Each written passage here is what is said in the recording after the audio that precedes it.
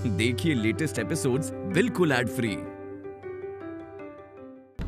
अरे आइए आइए आइए, ये तो मेरा परम सौभाग्य है। राजा नवकृष्ण देव बहादुर के सुयोग्य बेटे राधाकांत देव स्वयं हमारे घर आए हैं। मैं तो धन्य हो गया। आइए आइए, स्वागत है आपका। दरअसल दुर्गा पूजा के लिए आप सबको निमंत्रण देने के लिए पिताजी ने भेजा है मुझे। सुना है काले पहाड़ को इस घर के विवाह इत्यादि सामाजिक अनुष्ठानों में आने की अनुमति है। बेटा, शादी ब्याह एक सामाजिक अनुष्ठान है। उसमें तो मित्र, रिश्तेदार, पड़ोसी, जानने वाले सभी लोग आते हैं।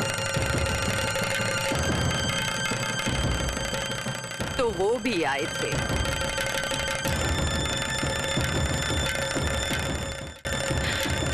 प्रीतराम, देवर जी, आप लोग बात कीजिए, मैं जरा बाकी के काम देख लूं।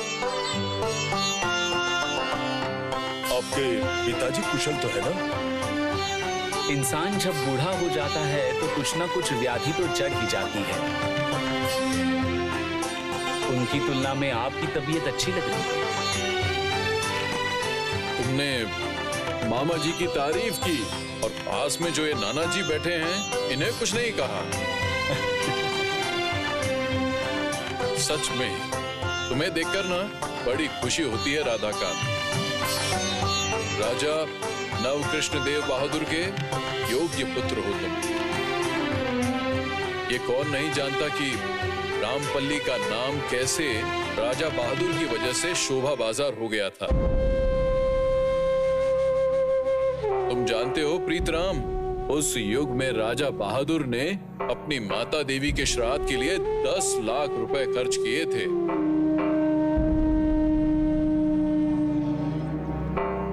गंगा घाट से वो शोभा देखी थी यहाँ के लोगों ने। बस तभी से लोगों के मुंह पर नाम आ गया शोभा बाजार। ये बात भला कौन नहीं जानता। ससुर महाशय अचानक राधाकांत की इतनी तारीफ क्यों करने लगे, ये बात कुछ समझ में नहीं आई। बेटा राधाकांत,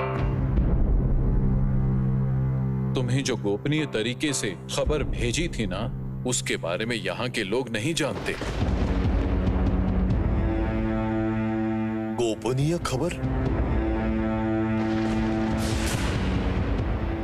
अघोर शास्त्री के साथ शत्रुता करके समाज में रह पाना बिल्कुल संभव नहीं है प्रीतराम।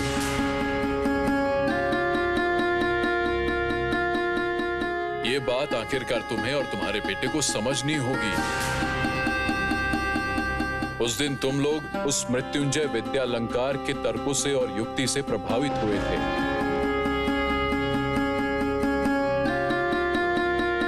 वैसे सच कहा जाए तो उसके तर्कों में भी काफी दम था। खैर जो भी हो, शास्त्री जी महाराज इस समाज के मुख्य हैं, उसे तो अमान्य नहीं किया जा सकता। आपने अपने घर में एक सती को आश्रय दिया था, ऐसा मैंने सुना है।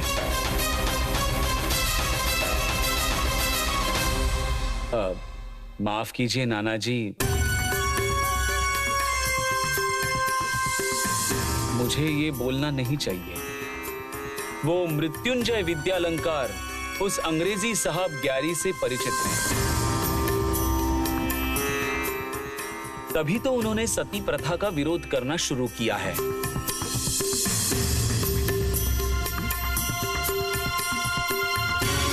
सनातन हिंदू धर्म का विरोध करके क्या वो समाज में टिक पाएंगे?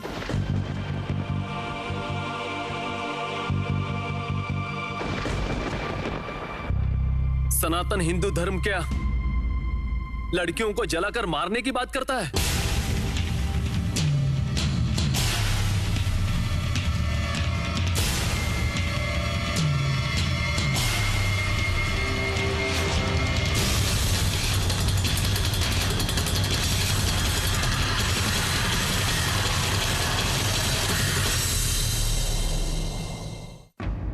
इस बार तुम्हारे इस घर में पहली पूजा है।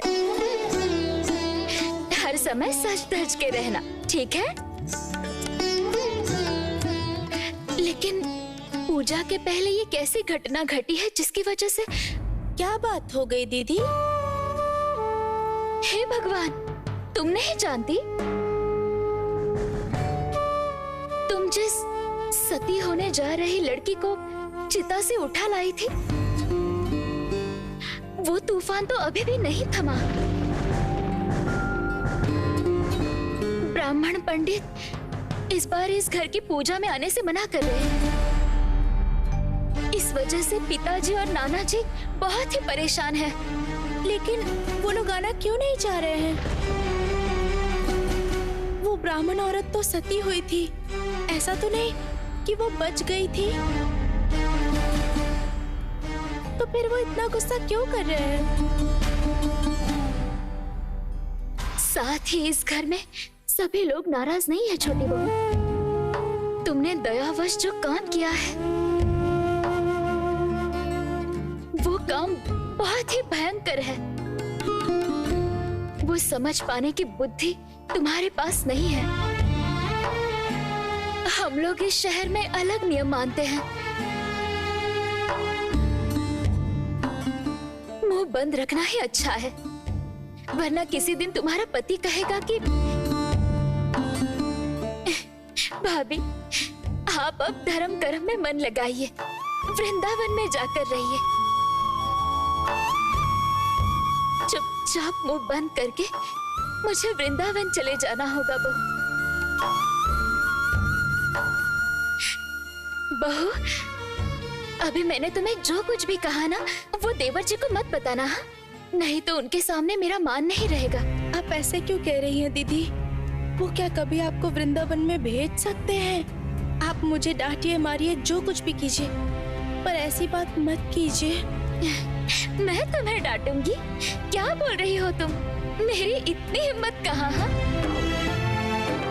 बड़ी बहू, बड़ी बहू,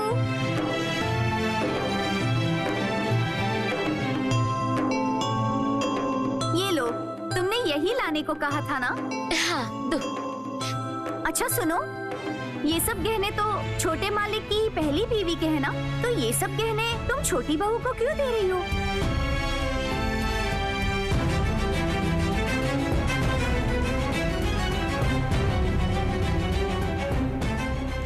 ये लो बहू, देवर जी की सब धन संपत्ति अभी तक मेरे पास ही थी, अब तुम रख लो। धन संपत्ति? ये सब किसके गहने हैं? तुम्हारे सौतन के। बोकुल बहू के। छोटे मालिक की पहली पत्नी बनकर जो घर आई थी ना, ये सब गहने उसके हैं। ओ दीदी, आप ये सब गहने अब मुझे क्यों दे रही हैं? मैं अब इस घर में कितने दिन रहूंगी, कितने दिन नहीं, ये तो कुछ भी पता नहीं है, इसलिए अब तुम ही रख लो।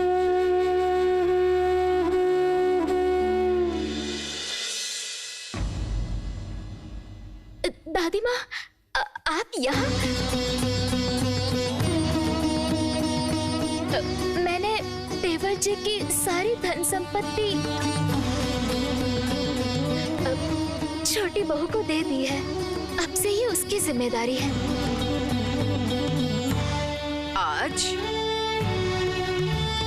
आज शाम को देवी का पूजन है।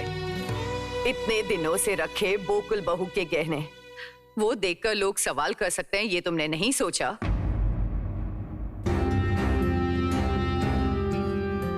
आनंदी, मैंने जुकी से कहा था, चंदर की जिम्मेदारी तुम्हें सौंपने के लिए। वो केवल तुम्हारा देवर नहीं है, बेटे जैसा है। दादी माँ, ये सब बातें आप क्यों कह रही है?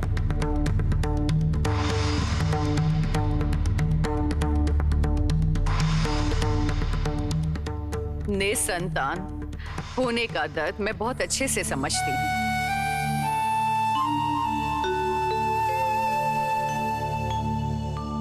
खुद पर नियंत्रण रखो, प्रार्थना करो, कि उनकी शादी सार्थक हो जाए। अपनी ही आंखों में खुद को छोटा मत करो बहू, मत करो।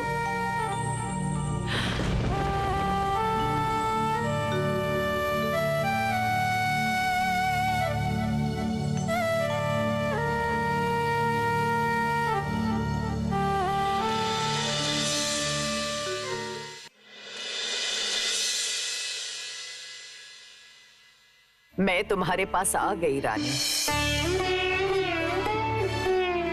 संसार के घोर झमेले में मन कैसा छोटा हो गया था। उस लड़की को मैं भगा रही थी। सुना है गांव जाकर न्याय रत्न पंडित जी के पास छोड़ आई हो। हाँ दादी माँ, उनमें बहुत दया है। वो मुझे बहुत प्यार करते हैं ना, तभी आखिरकार मुझे मना नहीं कर पाए। कि कोई अपवित्र नहीं होता। रानी को देखकर मुझे तो यही ज्ञान हुआ है। सच में पंडित जी, मुझे पता था आप मेरी बात जरूर समझेंगे। वो अब मेरे साथ रहेगी, मेरी संतान की तरह। मैं ईश्वर से प्रार्थना करती हूँ उसका बेटा वहाँ बहुत अच्छे से पले बढ़े।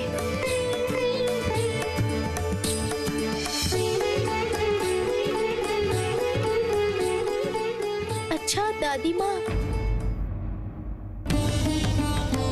दीदी बता रही थी मेरी वजह से ब्राह्मण देव लोग इस घर में आना नहीं चाह रहे। मैं क्या उनके पैरों में गिर के माफी मांग लूं? कभी नहीं, बिल्कुल नहीं। तुम जो सोचती हो, जो करती हो, हम लोग हर समय नहीं समझ पाते, लेकिन तुम बिल्कुल सही करती हो, सही करती हो। तुम्हें समझते समझते भले जीवन बीत जाए।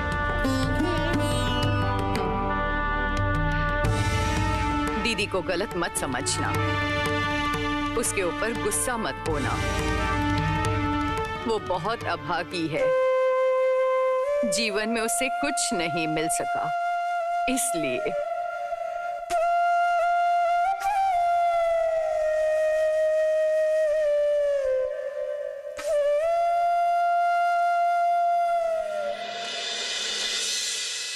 दादी माँ, हाँ, तो फिर अब पूजा कैसे होगी?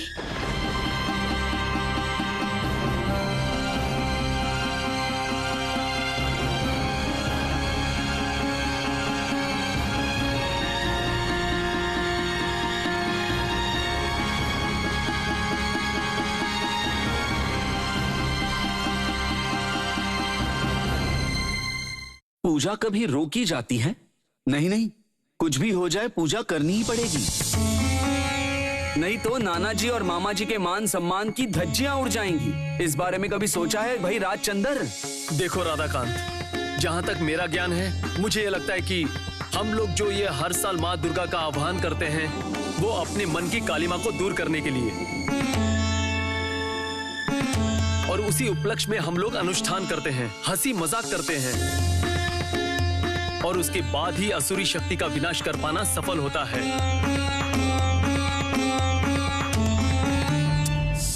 तुम मेरी बातों को समझ नहीं रहे हो भाई। मैं समझ गया हूं राधाकांत, और मैं ये भी समझ गया हूं अघोरनाथ शास्त्री महाराज ने जो भी किया है वो बहुत ही गलत किया है।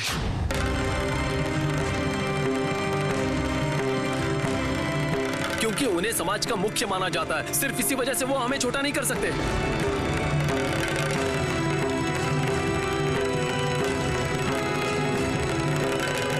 और हम लोगों ने जिस सती होने जा रही औरत को बचाया था, उन्होंने विशेष रूप से जोर जबरदस्ती करके उस स्त्री को जलाकर मार डाला। ये बहुत ही गलत काम किया है।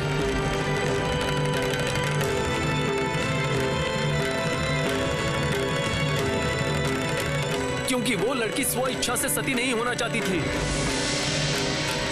ये कैसा धर्म आचरण है राधाकांत?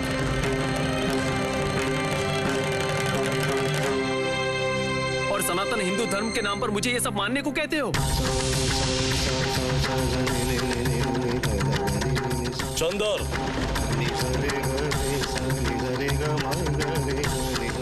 चंदर, राधाकांत आज हमारे घर के सम्मानित अतिथि हैं।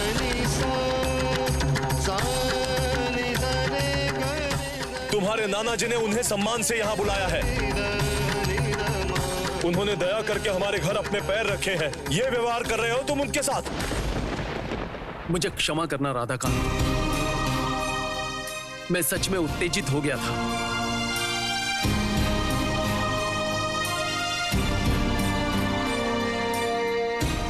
क्योंकि अघोरनाथ शास्त्री का वो अत्याचारी रूप मुझे याद आ गया था। लेकिन हाँ, अपने इस व्यवहार के लिए मैं अंतर्मन से लज्जित हूं।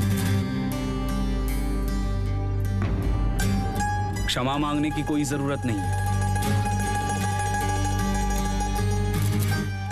हम लोग सामवंशी हैं। अगर उन्होंने आदर्श और धर्माचरण के विषय में हम में मतभेद पैदा किए हैं, तब भी आपके वंश को छोटा तो नहीं होने दे सकते। आप चिंता मत कीजिए नाना जी।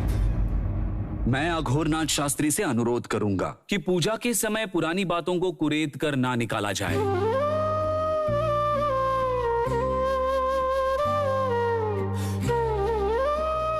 मां की पूजा का महामिलन होगा। सनातन हिंदू धर्म एक साथ रहेगा। उस पर नजर रखना ही मेरा पवित्र कर्तव्य है।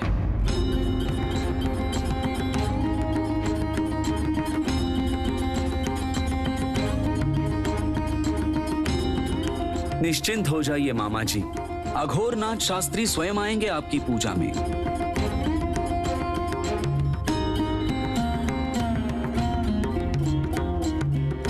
आज देवी मुख का अनावरण है। आप लोग भी जरूर आइए हमारे घर पर।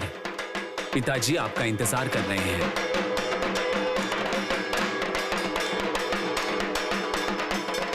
राधाकांत, तुम अपने पितृदेव गोपी भुवन देव बहादुर को कहना, हम लोग सभी आएंगे वहां। तुमने आज हम पर जो उपकार किए हैं, मैं उसे कभी नहीं भूलूंगा। मैं आशीर्वाद देता हूं, तुम दीर्घायु हो, बहुत उन्नति हो तुम्हारी। बड़े लॉर्ड बहादुर भी पूजा के लिए हमारे यहाँ शोभा बाजार राजपाटी आएंगे। कोई काम होगा तो बताइएगा मामा जी। यहाँ आपके व्यवसाय में एक बड़ा नुकसान हो गया है ना?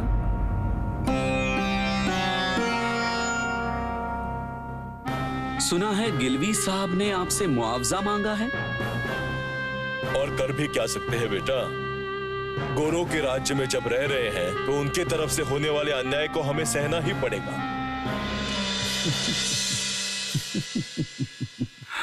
गोरों के पास से सहायता सुविधा भी कम नहीं मिलती है ना मामा जी।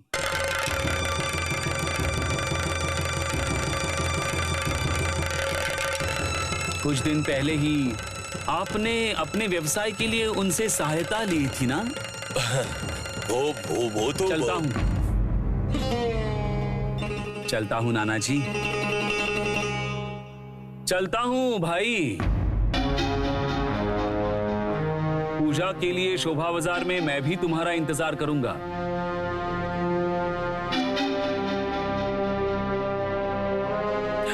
और फिर तुम संगीत के बहुत बड़े जानकार हो। निधु बाबू आ रहे हैं, तुम भी जरूर आना। चलता हूं।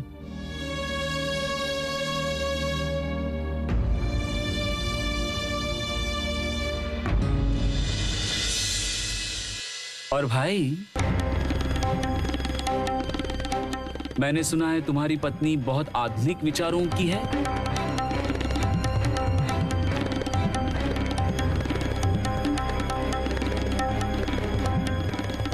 चिता से उठाई हुई लड़की का उसी ने उद्धार किया था ना?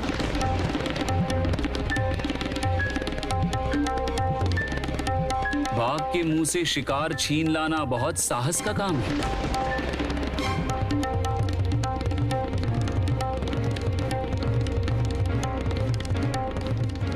लेकिन भाई सावधान भी तो रहना पड़ेगा।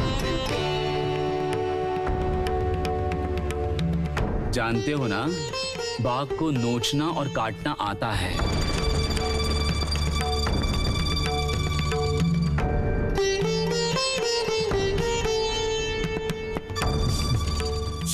मैं अवश्य अघोरनाथ शास्त्री से अनुरोध करूंगा, लेकिन तुम भी थोड़ा अपनी पत्नी को संभालना।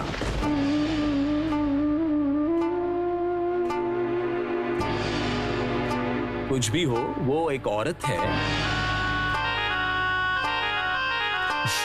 बिना वजह तो स्त्रियों पर नियम और प्रतिबंध नहीं लगे हैं ना। दोस्ती के नाते सलाह दे रहा हूं, बुरा मत मानना। राधाकांत, दोस्ती के नाते मैं तुमसे एक बात कहूंगा।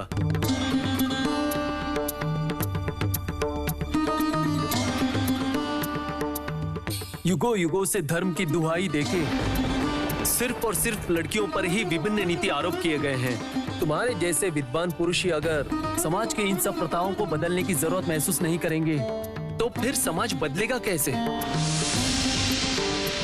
लंबे समय तक सती प्रथा के नाम पर स्त्रियों को ऐसे ही जिंदा जलना पड़ेगा।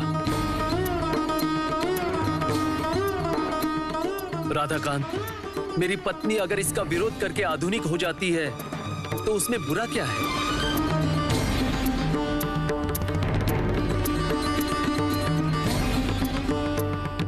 दोस्त के हिसाब से तुमसे ये सारी बातें की, तुम भी इस बात का बुरा मत मानना।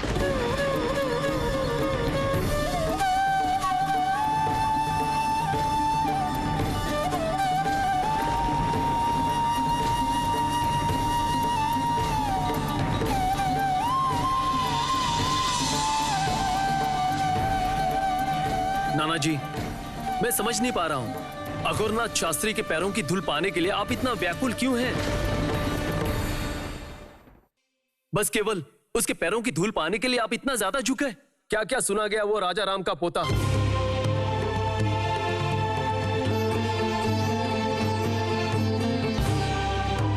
उसमें क्या हमारा अपमान नहीं हुआ?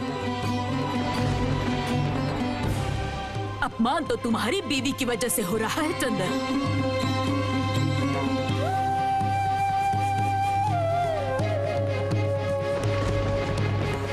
चारों तरफ खबर फैली है कि तुम्हारी पत्नी ने क्या गुल खिलाए हैं।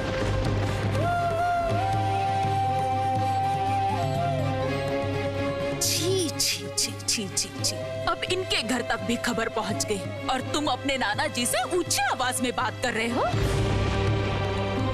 नहीं चंदर, नहीं, तुम अपने नाना जी के साथ इस तरह बात नहीं कर सकते।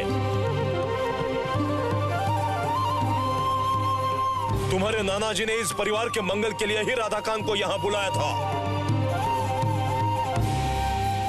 और तुमने उससे धर्म अधर्म की बातें करके उसका दिमाग गर्म कर दिया।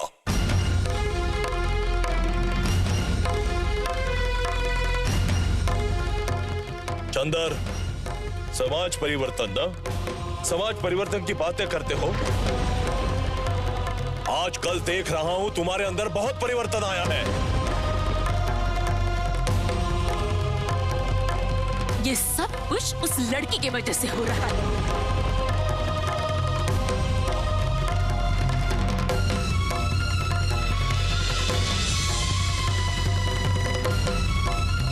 प्रीतराम, शांत हो जाओ, शांत हो जाओ। चंदर हमारा नाती है।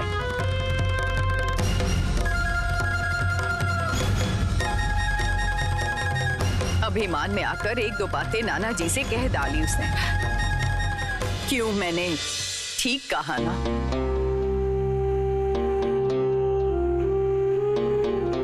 चंदर, जब तुम्हारे बाल मेरी तरह पक जाएंगे तब तुम्हें समझ में आएगा कि अघोर शास्त्री महाराज को क्यों मैं इस घर में ला रहा हूं।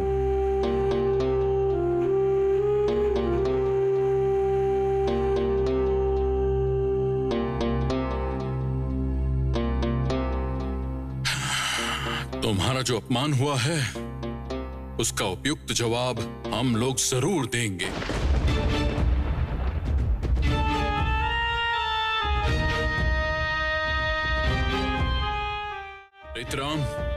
प्रीतराम, नीदू बाबू को तुम दावत दो। नवमी के दिन वो हमारे यहाँ गाना गाएंगे। हाँ चंदर, तुम्हें पूजन वाले दिन शोभा बाजार के राजबाड़ी में जाना ही होगा।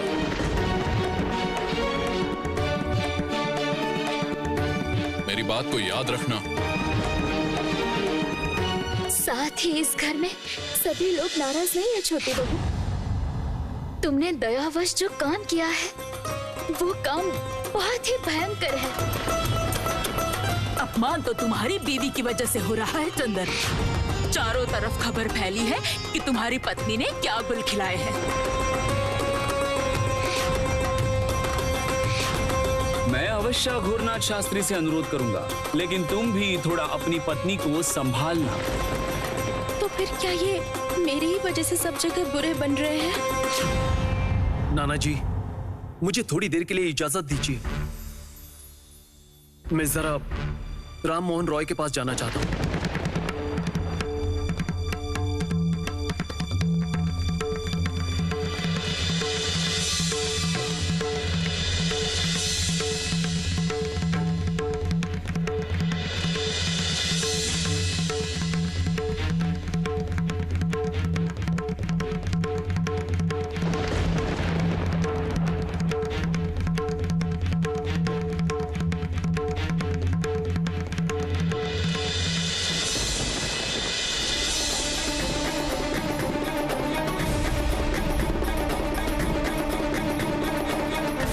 सुना है तुम्हारी पत्नी आधुनिक विचारों की है। चिता से उठाई हुई लड़की का उसी ने उद्धार किया था ना। बाघ के मुंह से शिकार छीन लाना बहुत साहस का काम है, लेकिन भाई सावधान भी तो रहना पड़ेगा। जानते हो ना, बाघ को नोचना और काटना आता है। मैं अवश्य घोरनाथ शास्त्री से अनुरोध करूंगा, लेकिन तुम भी थोड़ा अपनी पत्नी को संभालना। कुछ भी हो, वो एक औरत है। बिना वजह तो स्त्रियों पर नियम और प्रतिबंध नहीं लगे हैं ना।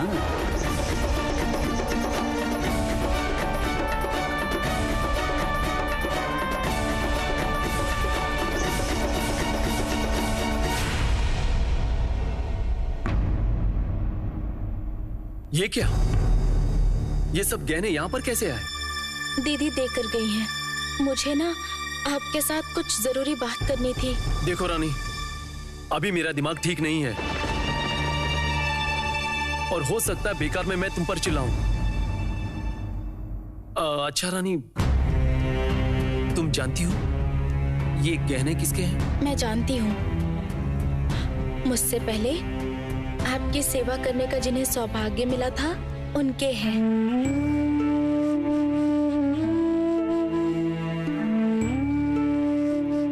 मैं नहीं जानता रानी, अचानक से भाभी का इन गहनों को तुम्हें देने का उद्देश्य क्या है। लेकिन एक बात तुम अच्छी तरह से सुन लो, इस घर में, इस समाज में कोई कुछ भी कहे, पर तुम जैसी हो वैसे ही रहना। ऐसे ही सबसे प्यार करती रहना और सभी के ऊपर अपनी करुणा की धार ऐसे ही बरसाती रहना।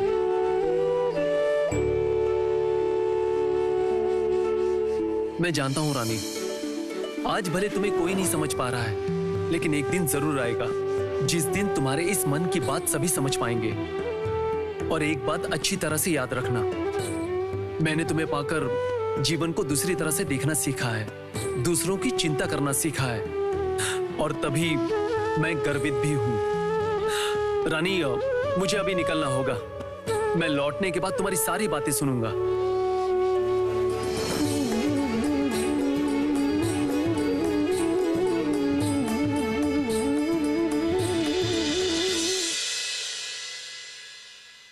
छोटी बहू सुनो, चलो बेटा पूजा मंडप में चलो। पंडित जी धान लेकर तुम्हारे हाथ की अल्पना देंगे। मन खराब मत करो बेटा, चंदर को अब तुम्हें ही संभालना होगा। चंदर को तुम समझाओ बेटा, सभी लोगों से वो इस तरह से सब जगह ना बोले। सुनो बेटा, तुम तो अब इस घर की बहू हो, तुम्हें अपने पति को सही रास्ते पे आगे बढ़ाना होगा बेटा। ये तो तुम्हारा कर्तव्य है। आज पूजा के दिन ये जिम्मेदारी मैंने तुमको दी बेटा। सुनो बेटा, लड़कियों की तो बहुत सारे दायित्व होते हैं। 10 भुजाओं की तरह संसार की 10 दिशाओं को संभालना पड़ता है बेटा। समझी बेटा?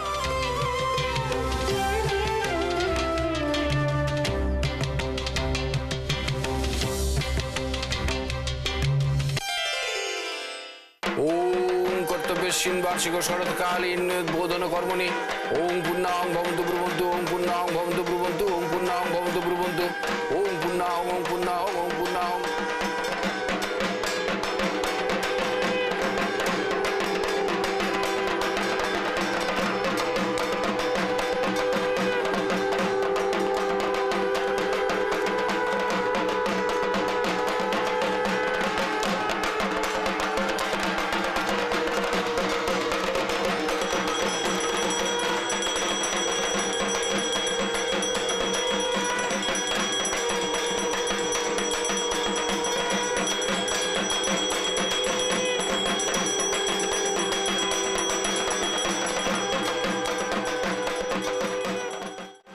प्रीतराम, चंदर दिखाई नहीं दे रहा है, कहाँ है वो? आश्चर्य है, आज देवी का पूजन है। इस समय तो सभी उपस्थित रहते हैं, घर के सभी। ये तो चंदर जानता है। गया कहाँ? कहाँ जाएगा वो चाची माँ? छोटी बहू तो घर पर ही है। चंदर अब भी नहीं आया। अब करूं भी तो क्या?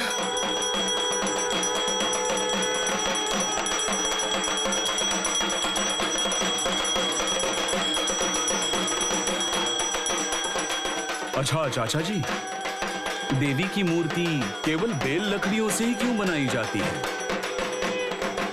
बेल वृक्ष माँ उमा को बहुत प्रिय है और वो बेल वृक्ष शिव की ही तरह है।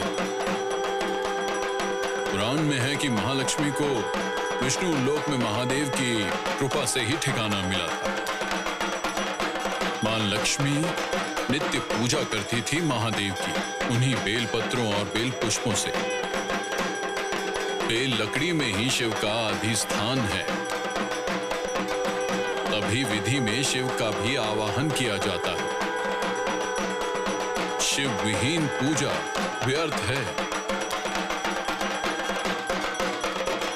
दुर्गा माँ के साथ तभी उनकी भी पूजा हो रही है।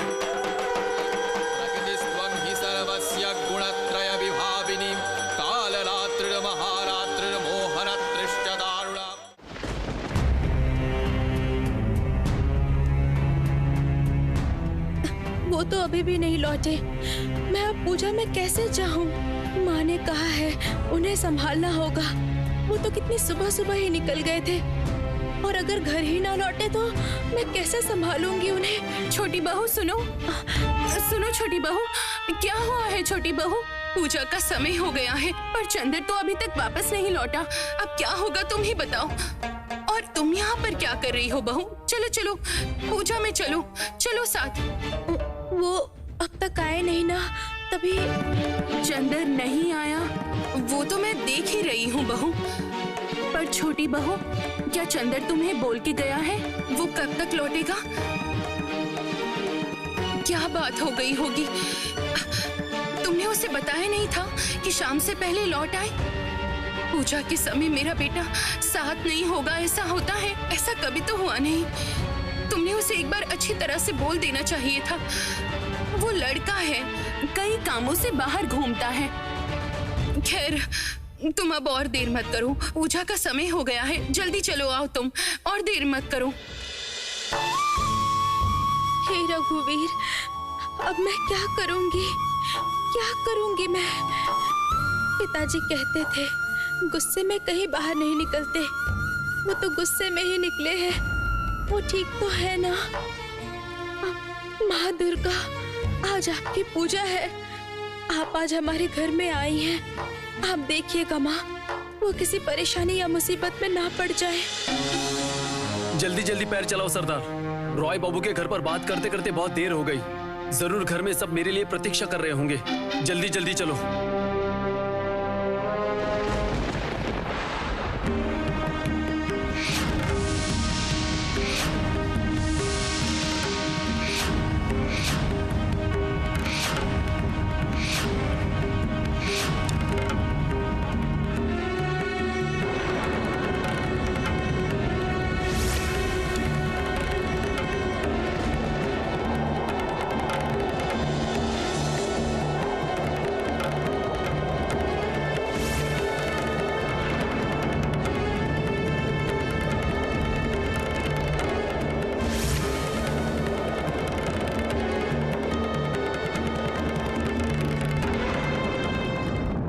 अरे शास्त्री महाराज, इस तरह से आपने रात के अंधेरे में मेरा रास्ता रोका।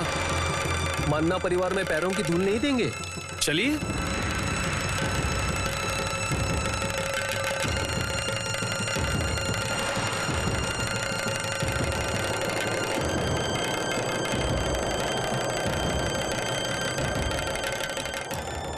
चाची माँ, सब ठीक तो है ना? मेरे हाथ पैर कांप रहे हैं, कहीं मेरा बेटा कोई मुसीबत में तो नहीं होगा ना? बाधा तो मैं डालूंगा राजचंद्र। सनातन धर्माचरण में जो विघ्न डालेगा उसे मैं जरूर बाधा दूंगा, और वो बाधा बहुत कठिन होगी। वो तो समझ आ रहा है शास्त्री जी।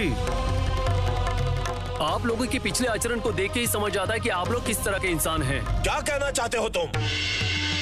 मैं निष्ठुर हूं? धर्म के नाम पर मैं हिंसा का प्रचार कर रहा हूं? मैं जानना चाहता हूं, तुमने क्या यह सच में कहा है कि उस लड़की को मैंने जीवित दहन करने का आदेश दिया था? सब कुछ तो आपके कानों तक पहुंचा दिया गया है, तो फिर बेवजह ये सवाल क्यों कर रहे हैं? मैं तुम्हारे मुंह से सुनना चाहता हूं। देखो तुम्हारी स्पर्धा का दम। इसमें स्पर्धा किस बात की शास्त्री जी? आपने जो भी सुना है ठीक सुना है। अगर ठीक नहीं होता तो मैं कभी राधाकांत के सामने ये सारी बातें नहीं कहता। शास्त्री जी, थोड़ी देर पहले आपने हिंसा की बात की है ना? ये जो रात के अंधेरे में लठेतों के साथ आपने मेरा रास्ता रोका, पूजा के समय जो ऐसा आचरण कर सकता है वो बाकी समय क्या नहीं कर सकता, वो मेरी समझ में आ रहा है। क्या करना चाहते हैं? मारेंगे तो फिर मुझे एक ही बार में खत्म कर दीजिए, अधमरा मत कीजिएगा, वरना आप लोग जैसे धर्म के अंधे लोगों के खिलाफ मैं फिर से आवाज उठाऊंगा। धमकी दे रहे हो तुम? धमकी दे रहे हो? तुम तो दास घर की संतान हो, और उसके अलावा देवराज परिवार की तरफ से मुझे शांत किया गया है। बेवजह शांत मत हो जाइए शास्त्री जी। बहुत जल्दी सती प्रथा को लेकर मैं आवाज उठाऊंगा, इसीलिए जरा सोच लीजिए कि तब मारेंगे या आज। जय मां भवानी।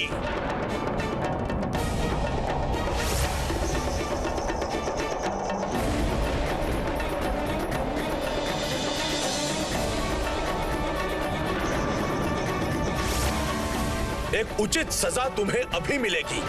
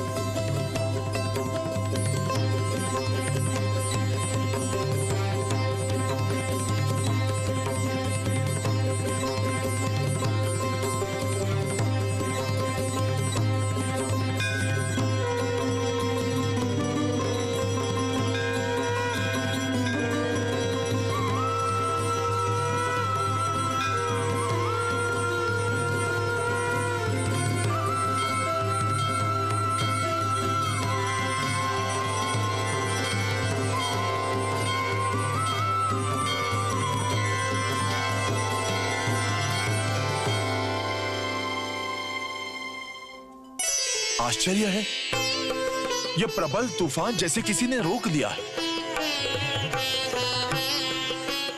ये सभी आपकी कृपा है मां। आज तो पूजन है, आज तो आपको इस घर में आना ही होगा मां, आपको आना ही होगा।